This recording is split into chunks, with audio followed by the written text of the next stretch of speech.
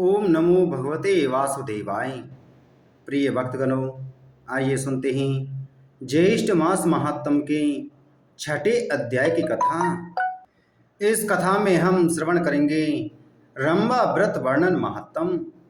पार्वती जी कहने लगी कि हे प्रभु, इस व्रत का पूर्ण फल क्या है और किसने पहले इस व्रत को किया, कृपया बतलाइए। तब शिवजी ने कहा, त्रेता युग के पूर्ण होने पर किसी जगह धुर्जटी नाम का एक ब्राह्मण था।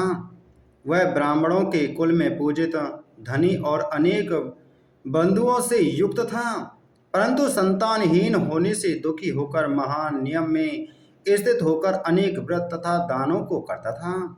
इस प्रकार व्रत आदि करते हुए बहुत समय के पश्चात उसको एक मनोहर कन्या उत्पन्न हुई। विवाह योग्य कन्या को देखकर वह ब्राह्मण अपनी स्त्री के साथ विचार करने लगा कि सुंदर कन्या को किसको दें, उसके समान कोई वर दिखाई नहीं देता। ऐसा विचार कर वर देखने के लिए वह एक ग्राम से दूसरे ग्राम तथा बहुत से नगरों में जाने के पश्चात राजाओं के मंडल में गया। अनेक क्षेत्रों में जाकर जब उस ब्राह्मण श्रेष्ठ को कन्या के योग्य वर न मिला, तब शुद्धात्मा ऋषियों के तपोवन में प्रवेश किया। फिर वह कौशिक ऋषि के आश्रम में एक श्रेष्ठ ब्राह्मण को देखा। उसका नाम शिव शर्मा था और उसके माता पिता नहीं थे। उसका दूसरा प्रसिद्ध नाम रूप राशि था। समस्त भूमंडल में उसके जैसा रूपवान और कोई नहीं था। इसी कारण से ऋषियों ने उसका नाम रूप राशि रख दिया था। धुर्जटी ने उन ऋषियों के पास जाकर अपना आशय प्रकट किया। ऋषियों द्वारा विवाह प्रस्ताव का अनुमोदन करने पर शिव शर्मा को साथ लेकर हर्ष से प्रफुल्लित होकर नगर को आया और समस्त बहुजन को एकत्रित करके कन्या का विवाह शिव शर्मा के साथ कर दिया।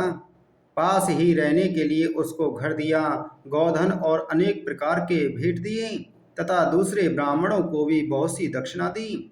शिव शर्मा सहित सुशीला और गुणवती के साथ प्रपंच जनित अपूर्व सुख का आनंद करने लगी। इसके बहुत समय पश्चात काल से प्रेरित वह शिव शर्मा ब्राह्मण संविदा के निमित्त वन को गया और उस वन में एक वृक्ष की छाया में जाकर बैठ गया। उसी समय शिव शर्मा को एक अजगर आकर निगल गया और किसी ने भी इस कार्य को नहीं देखा तथा सूर्यदेव भी अस्त हो गए थे। सूर्यास्त होने के पश्चात सास ससुर और स्त्री ने सेवकों को साथ लेकर मशाल जलाकर वन के समस्त स्थानों को देखा और सारी रात्रि खोज होती रही तथा सूर्योदय होने पर भी जब शिव शर्मा नहीं मिला तो वे निराश और दुखी होकर अपने घर को चले गई। पतिव्रता गुणवती अपने पिता के घर में शोकाकुल होकर रहने लगी और नित्य देवता के पूजन में रत रहती थी। किसी दिन देवयोग से वहां पर नारद जी आ गए। गुणवती ने विधिवत नारद जी का पूजन किया और बारंबार उनको प्रणाम करने लगी। इससे प्रसन्नात्मा नारद जी ने गुणवती को व्रत का उपदेश दिया। नारद जी कहने लगे कि हे भद्रे, तुम ज्येष्ठ मास में पवित्र रम्मा व्रत को करो और विधान भक्ति स्वरूप देव का पूजन करो। हे अनगे, अनन्य मन से जीवन पर्यंत इस व्रत को करो। हे ब्राह्मण, नारद जी बोले कि तुम इस व्रत के प्रभाव से विष्णु भगवान को पति रूप में पाकर स्थायी पद को प्राप्त होगी। इस प्रकार नारद जी के उपदेश से वनवासियों गुणवती ने कदली वन लगाया। नारद जी के कथा अनुसार समस्त कर्म को किया और इस प्रकार बहुत समय बीत जाने पर वृद्धावस्था को प्राप्त हो गई तथा उसी वन में मृत्यु होने पर विमान में बैठकर स्वर्ग को गई। जन्मांतर में उस व्रत की पुण्य राशि से भगवान विष्णु की वल्लभा तुलसी हुई। विष्णु भगवान को तुलसी से अधिक और कोई वस्तु प्रिय नहीं। हे ब्राह्मणों, इसी व्रत को श्री शिव जी की आज्ञा से पार्वती जी ने किया और इसी व्रत के प्रभाव से पार्वती जी श्री शिव जी को अति प्रिय हुई।